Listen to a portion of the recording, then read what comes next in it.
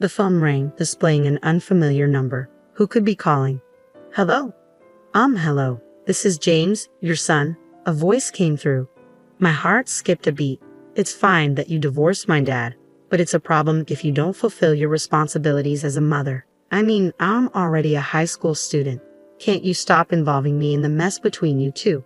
My mind raced as I struggled to comprehend. What? What are you talking about? And why are you calling me? I'm telling you to pay my child support and tuition fee. The root cause of all this is your infidelity, and now you're trying to take money from my dad. You've got some nerve, James continued, his voice escalating. Anger surged within me. Who do you think you're talking to? I have no recollection of having a child. Have you gone crazy, or are you trying to avoid pain by playing games? Don't mess with me, James retorted. But I wasn't joking. James must think I'm messing with him, but I'm surprisingly serious. As I said earlier, James is not my child. About 14 years ago, I was married to my ex-husband, and we were approaching our 3rd year together. Until then, our relationship hadn't changed much, and we got along fairly well. However, one thing felt unnatural: the issue of children. Before marriage, I had expressed my desire to have children soon. Yet 3 years into our marriage, my husband had never brought up the subject. It's been 3 years. What about having a child? I finally broached the topic. His response was dismissive. Oh yeah, but I'm busy with work right now. When will you not be busy? You always say that, and it's been dragging on until now. Our conversation took a strange turn, leaving me unsettled. I hadn't suspected him of cheating. I was simply trying to convey that if his behavior persisted, suspicions would inevitably arise. Yet for some reason, he appeared flustered, as if concealing something. This prompted me to delve into my ex-husband's activities, unveiling the truth behind his words and actions. Upon confronting him, his demeanor and the truth about his purported business trips painted a damning picture. It wasn't merely an affair, he was leading a double life. Half the month he was with me, and the other half with another family. What shocked me most was discovering that the other woman had a child. James, the same child who had called me earlier. At the time, James was merely 2 years old, oblivious to the complexities surrounding him. Was this a blessing in disguise? Regardless, someone was bound to be hurt. Deciding to confront the other woman, I approached her in the following days. Despite her immediate recognition of me, her demeanor was hardly welcoming. Amidst the tense atmosphere, I wasted no time in addressing my concerns. I questioned the morality of my ex-husband's double life and sought clarity regarding the child's parentage. Her response was disconcertingly composed. She showed no signs of guilt or remorse. Confidently, she asserted her role as James's mother, contrasting starkly with my ex-husband's attempts at concealment. Feeling somewhat overpowered by her unwavering demeanor, I pressed on, inquiring about her plans for the future. I have no intention of altering my current lifestyle. I'm content with it. However, I can't shake the feeling that he has no desire for more children. Why is that? When I informed him of my pregnancy with James, his reaction was less than enthusiastic. His response, that it wasn't the right time for a child, left me wondering if my pregnancy was merely happenstance. It made me question whether he harbored any desire for fatherhood at all. Despite his claims of loving children, his reluctance to embrace the news of our impending parenthood was puzzling. Upon sharing my doubts with the other woman, she offered a knowing smile. Isn't it curious? You who desire children conceived, while I who lacked such desire did not. Can we truly say he loves children? I wanted to refute her claims, but doubt crept in. Was his declaration of love for children sincere, or merely a facade to charm me? I couldn't be certain. The woman's words lingered in my mind, casting doubt on my convictions. It seemed my ex-husband was now contemplating the prospect of children, a notion he hadn't entertained before. As I pondered her assertions, her unwavering confidence left me feeling despondent. Days later, I took decisive action, filing for divorce and expressing my intention to seek a fair division of assets. He probably learned about me from the other woman. My husband accepted everything without questioning, even our divorce and my claims. In the end, I pondered why he had married me. That remained my sole curiosity until the very end. On the day I packed my belongings and left our home, I finally asked him the burning question: why did he marry me? I'm not sure. I don't really understand it myself, he admitted. I pressed further, wondering why we had tied the knot in the first place. You're right. We shouldn't have married at all, he confessed. We made a mistake. But Susan, you know I married you because I loved you. We just made the wrong choice. Let's strive for a better life from now on. Thank you for everything.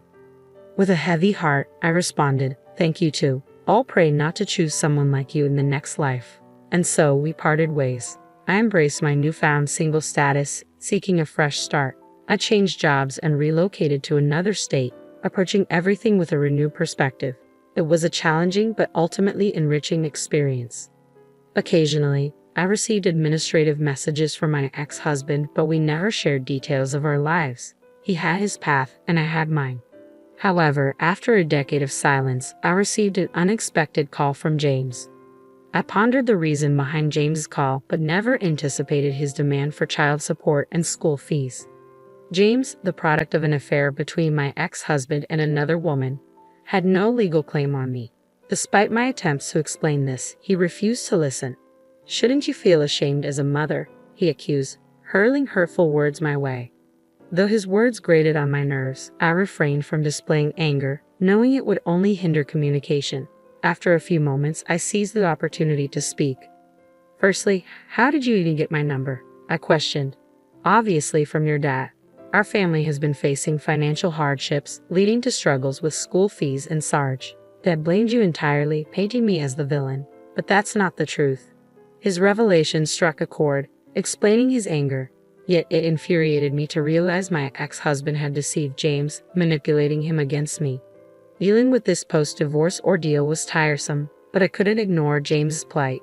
Despite being a stranger to me, his innocence demanded compassion. Since then, I've remarried and have a child with my current husband. As a parent myself, I couldn't turn a blind eye to James' predicament.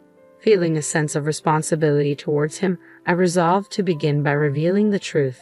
At 16, James was old enough for an adult conversation. James, everything I'm about to tell you is the truth, I began. If you need proof, I can provide a DNA test. Will you listen? He nodded. I explained to James that we weren't parent and child and that I had divorced his father over a decade ago. Initially skeptical, James's demeanor shifted as I unveiled the facts. If what you're saying is true, then why did Dad make me call you? He questioned. James went on to reveal that he contributed financially by working part-time, with his father managing his earnings. Despite the family's financial struggles, James remained understanding and cooperative. But haven't you ever wondered why they can't pay for your school fees? I asked. James admitted to suspicions regarding his father's handling of finances, prompting me to consider investigating further.